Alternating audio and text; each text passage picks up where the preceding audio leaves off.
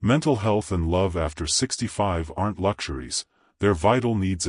Pillars. When they weaken, the emptiness of loneliness can lead even to the riskiest choices. At 72, Eleanor believed that filling the house with voices would silence the echo of absence. She discovered, however, that silence isn't the greatest enemy, it's the lack of real connections. Money pays bills, but not hugs. An organized routine hides pain, but doesn't heal it. By opening her doors in search of companionship, Eleanor found not just chaos, but a hard lesson: without balance between love and respect, even the attempt to fill the heart. After 60, living with joy and good humor is entirely up to you. This channel was created for exactly that, to share powerful stories, filled with emotion and meaning, that will touch your heart and strengthen your mind. Here, every narrative is a reminder that self-esteem and love are the true keys to living life with hope and fulfillment. Subscribe now and join us on this new journey. Eleanor holds on to simple memories: her husband's mug in the cabinet, a crumpled note with a cake recipe, a photo frame on the shelf. In these memories, she finds affection, and the reminder that she deserves more than an existence managed from afar. At the clinic, the doctor mentions that loneliness can make you sick, just like high blood pressure. The advice hits hard. Back home, Eleanor looks at the bright living room, the open window, and concludes, she needs real interaction, paired with respect. She decides, then, to rent out the guest room. That's when Zoe Mitchell appears, a neighbor from the block behind. Easy smile, stories that fill conversation, an energy that contrasts with Eleanor's calm. They meet at the market, in the checkout line, when Zoe asks for help reaching a package on the shelf. The conversation flows. Zoe mentions she's looking for a place for a few months, close to work. Eleanor hesitates for seconds, weighs pros and cons, and extends the invitation: I have a spare room. They agree to meet later that afternoon to work out details. Patricia finds the idea strange. She calls right away, questions it, insists too many people are coming into that house. On the other end of the line, Eleanor speaks firmly. She wants company, but with clear rules. Quiet hours at night, no unannounced visitors, respect for the objects that tell her story. Her daughter breathes out, voices concerns, promises to stop by over the weekend to check that everything's in order. The call ends with a brief, "Take care." Later, the phone buzzes with a light, enthusiastic voice message from Zoe, thanking her for the opportunity. Eleanor prints out a small cohabitation agreement. Nothing complicated: schedules, responsibilities, grocery list, division of chores. She considers her own mental health a priority, while also viewing love as a daily practice: kindness in speech, care for shared space, genuine interest in the other person. She locks the paperwork in a drawer and heads to the kitchen, where she sets out ingredients for a simple dinner.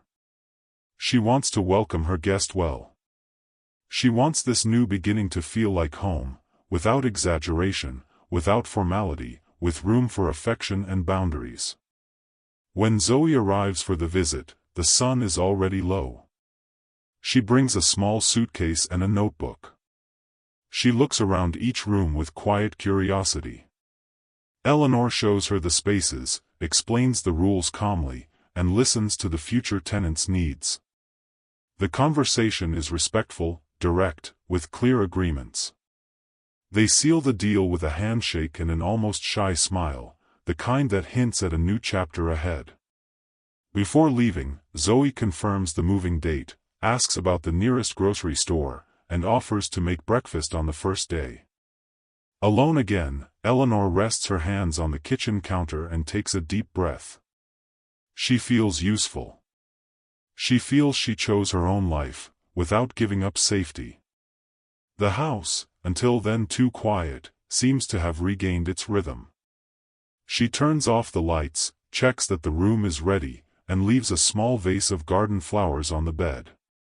The next day, when the doorbell rings, the phase she longed for will begin, truly living together, with affection and agreement, the balance that can sustain the mind, protect the heart, and turn routine into companionship. Eleanor woke up on the first day of living with Zoe full of expectations. She believed the simple contract and the friendly atmosphere of their visit would guarantee harmony. But within a few days, she realized the new routine wasn't following the script she'd imagined. Zoe brought with her a vibrant energy, but also a trail of disorder. The radio blasting late at night, friends showing up unannounced, clothes left scattered around the living room, all of it began turning the once quiet house into a chaotic territory. Eleanor tried to stay patient, reminding herself she needed the company, but each little detail piled on an unexpected weight.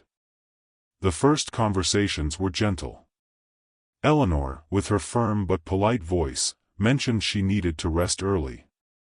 Zoe responded with laughter and promises to try to do better. But nothing changed. Each week, neighbors quietly commented on the noise, and Patricia, when visiting her mother, noticed piles of dishes in the sink and the smell of forgotten food. Her daughter's criticisms grew more frequent. "You gave up peace for a stranger, you're losing yourself, Mom." Those words hurt, but they also brought guilt. Eleanor wondered if she'd acted too hastily, if she'd sought presence only to open the door to disruption. Gradually, the strain went beyond annoyance over mess. Eleanor's heart clenched each time she saw a cherished object handled carelessly. The photo frame of her husband nearly fell during one of the impromptu parties, and it felt as though her memories were being invaded. In an attempt to reclaim respect, she called Zoe in for a more serious talk. She calmly explained that the home had meaning, it wasn't just a physical space, but part of her story. Zoe listened while scrolling on her phone and simply said, "You take everything too seriously. Just relax." That response made Eleanor's stomach turn, as if her pain didn't matter at all. That night, lying awake unable to sleep, Eleanor felt loneliness again, but differently. Before, silence had suffocated her. Now, it was the feeling of being undervalued that reopened the wound. She thought about kicking Zoe out, but feared returning to the emptiness that had consumed her before. At the same time, the doctor's voice echoed in her mind, "Mental health depends on choices that bring well-being." Patricia, on the phone, kept insisting she needed to stand up for herself. It was like standing in front of a mirror that revealed her own contradictions. She wanted company, but needed respect. She sought love, but found herself surrounded by disregard. It was in this state of anguish that Eleanor reached out to an old friend, someone who'd known her since her younger days. Over a cup of tea and a tearful confession, she heard a suggestion that sounded too bold. Maybe it was time to reverse roles. Show Zoe what it's like to live in the middle of chaos, let her feel the same discomfort she was causing. "Sometimes we only learn when we taste our own medicine," he said. Eleanor quietly held on to those words, letting them echo inside her. In that moment, something began to shift, not an immediate decision, but the seed of a plan that could turn their living situation upside down. The plan started quietly, as if it were just another temporary change in Eleanor's routine. Zoe announced she'd be out of town for a few days and left a helper in her place, someone who'd take care of the house during her absence. Her name was Brittany Collins, a distant niece, who introduced herself with a wide smile and restless eyes. Eleanor found the girl's exaggerated manner odd but decided to wait and see. Soon, she realized this arrangement wouldn't be as easy as she'd hoped. By the second day, the house already felt like a different place. Brittany turned the TV up to deafening volume, hummed off-key country songs in the hallway, and turned the kitchen into a bizarre lab. A strange smell filled the air when she made a rabbit stew, a dish no one asked for, served in stained bowls. The living room rug picked up suspicious stains after a night of laughter and drinks. Sentimental objects were moved around, some nearly broken. Eleanor watched all this with a mix of shock and disbelief, feeling her home disrespected with every careless gesture from the guest. Complaints from the neighbors came fast. They rang her doorbell to complain about music blaring at midnight, mentioned the smell of burnt food, even pointed out bottles tossed into the garden. The elderly woman tried to contain the chaos, but Brittany ignored every request. She seemed to enjoy the irritation she caused, as if testing the limits of other people's patience. Eleanor began to lose control of the space that once represented safety. She slept little, ate poorly, and carried constant anxiety in her chest. It was in this setting that Patricia showed up unannounced. Her daughter opened the door and was met with a sight that filled her with rage: dishes piled high, clothes strewn everywhere, furniture out of place, and her own mother visibly worn down. Shock turned into scolding. Patricia accused Eleanor of losing her way, of letting irresponsible people take over. Her judgment was harsh. She cut off the credit card, suspended money transfers, and declared that if her mother didn't get herself back on track alone, she'd be taken to a clinic. The feeling of humiliation was devastating. Eleanor, cornered, blamed Zoe for the chaos. Days later, Zoe reappeared. The meeting was tense, filled with long silences and hard stares. Eleanor couldn't hold back her frustration. She spoke about the mess, how invaded she'd felt, how afraid she was of losing the little order still holding her life together. Zoe listened without interrupting. When she finally responded, her voice came out less defensive and more sincere. She admitted she hadn't considered the consequences of leaving Brittany in her place. She'd thought it would be fun, a way to lighten Eleanor's heavy routine, but hadn't realized how deeply it wounded her peace. Eleanor took a deep breath. The anger she felt mixed with something deeper, sadness. Through tears, she revealed something she'd never said out loud. She confessed that since her husband's death, she'd accepted any distraction just to avoid facing the emptiness. The laughter, the parties, even Zoe's messiness, these were all ways to silence loneliness. Inside, though, the pain remained untouched, like a wound time couldn't heal. Zoe was moved. She, too, knew absence. She, too, carried losses that had shaped her. For the first time, both women dropped their masks. No sarcasm, no demands, just shared vulnerability. Eleanor apologized for ignoring the signs of her own exhaustion, while Zoe acknowledged she'd crossed lines by bringing Brittany, even if she hadn't meant harm. The heavy tension dissolved into an unexpected hug.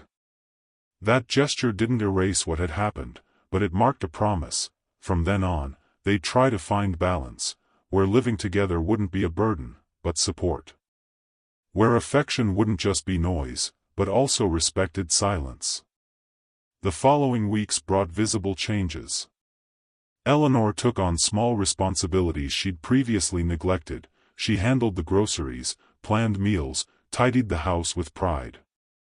Zoe, in turn, lowered the noise, kept to routines, and became a true partner. When Patricia returned, she found her mother stronger, smiling, even excited as she showed off a dinner made with ingredients bought with her own money. Her daughter realized that more than discipline, Eleanor had regained self-worth and purpose. Eleanor's story reveals something essential. Mental health for older adults and love aren't just about the absence of problems, they're about finding connections that give meaning. It's not enough to keep a quiet house or pay the bills. You need to feel valued, have space to express vulnerability, and build sincere partnerships. In Eleanor's case, the simple act of cooking a meal with pride, after reclaiming control of her own life, symbolizes how self-love and mutual empathy can turn old age into a chapter of renewal. What seemed like just another turbulent cohabitation became proof that, even after 65, it's still possible to rebuild bonds, heal emotional wounds, and discover new ways to love. Mental health at this stage of life is exactly that, balancing responsibility with affection, and finding, in everyday gestures, the strength to move forward with dignity and an open heart. After 60, true strength lies in choosing joy and good humor. This channel was created to inspire with powerful stories that awaken courage and renew the mind. If this content touched you, don't keep it to yourself, subscribe and share. And get ready for the upcoming videos, because each one can ignite a new spark of hope and love within you.